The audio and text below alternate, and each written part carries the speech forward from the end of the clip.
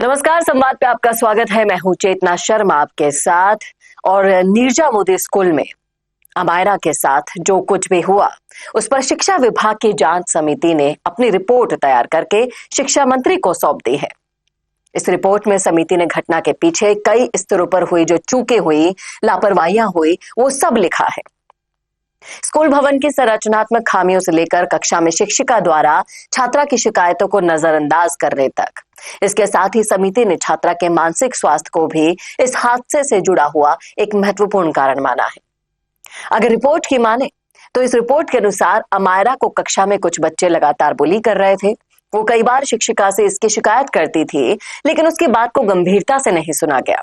समिति का कहना है कि शिकायतों पर कार्यवाही करने के बजाय उसे सिर्फ अपनी सीट पर बैठने की हिदायतें दी जाती थी। इतना ही नहीं, टीचर्स दूसरे बच्चों को भी चुप रहने के लिए कहकर मामला टाल देती थी, लगातार नेग्लेक्ट करती थी। छात्रा के पिता विजय मीणा ने जांच रिपोर्ट पर सवाल उठा दिए हैं।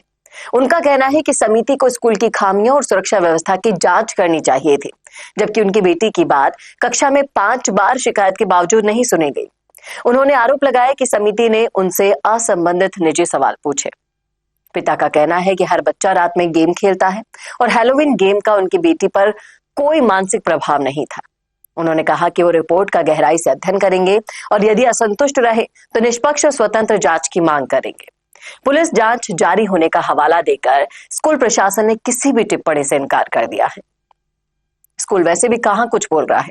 रिपोर्ट में तो ये भी दर्ज है कि जो अमायरा के माता पिता ने बताया कि अमायरा सोसाइटी में बच्चों के साथ हैलोवीन जैसा गेम खेलती थी, जिसमें बच्चे डरावने मेकअप करके घर घर जाकर सामान मांगते थे। घटना से एक दिन पहले भी उन्होंने ये खेल रात को 12 बजे तक खेला और 2 बजे वो सोई। सुबह स्कूल जाने से उसने मना कर दिया था। पिता के साथ मूवी देखने की उसकी इच्छा थी, लेकिन जबरदस्ती उसे स्कूल भेजा गया। सबसे गंभीर बिंदु रिपोर्ट में पता है क्या है? स्कूल की सुरक्षा व्यवस्था से जुड़ा हुआ। समिति ने पाया कि स्कूल की 5वीं मंजिल पर छोटे बच्चों की कक्षाएं संचालित की जा रही थी। मंजिल पर रेलिंग ऊंची होने के बावजूद समिति ने बच्चों की सुरक्षा के लिए जाली लगाना भी अनिवार्य नहीं समझा वहां पर। और इतनी ऊंचाई पर जाली ना होना एक बड़ी लापरवाही है और यही कमी छात्रा को लील गई। अगर वहां जाली होती तो हो सकता है अमायरा आज जिंदा होती। लेकिन अगर समिति की रिपोर्ट को आप देखेंगे तो इसमें जो निजी सवाल अभिभावकों से पूछे गए, पेरेंट्स से पूछे गए अमायरा के, वहां पर यह सामने आता है।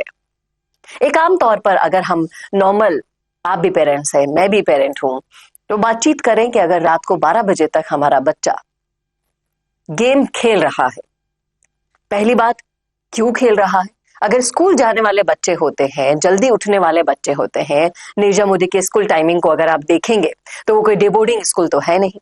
अर्ली मॉर्निंग वहां पर अगर कोई पढ़ने जा रहा है तो उसे जल्दी उठना पड़ेगा। जल्दी उठने के लिए जल्दी सोना भी पड़ता है। रात को 12 बजे गेम खेलकर बच्ची घर आ रही है, 2 बजे सो रही है। क्या हो रहा था उस बच्ची के साथ?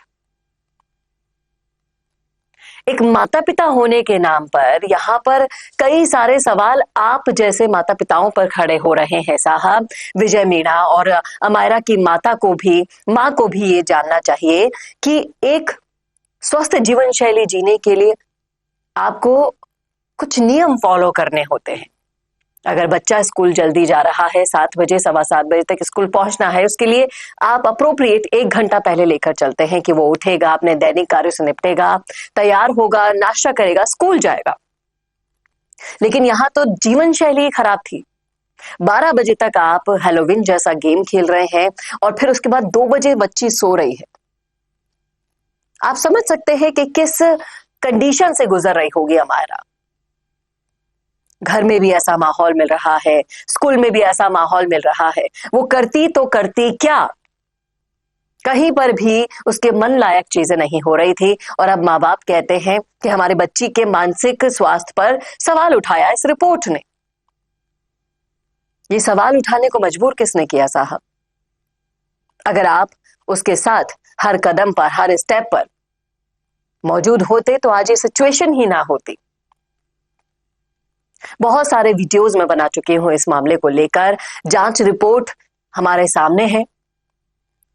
अगर इसको देखने के बावजूद भी नीरजा मोदी स्कूल पर एक्शन नहीं होता है तो कोई मतलब नहीं है जांच समिति बनाना, रिपोर्ट बनाना और इन सब ढकोसलेबाजियों को दिखाना। आप और हम बहुत ही ज्यादा समझदार हैं। हम फिर भी उम्मीद कर रहे हैं कि नीरजा मोदी स्कूल पर अगर कार्यवाही नहीं होती है तो एक बहुत बड़ा आंदोलन अब यहां पर छेड़ना होगा, क्योंकि ये हमारे बच्चों का सवाल है।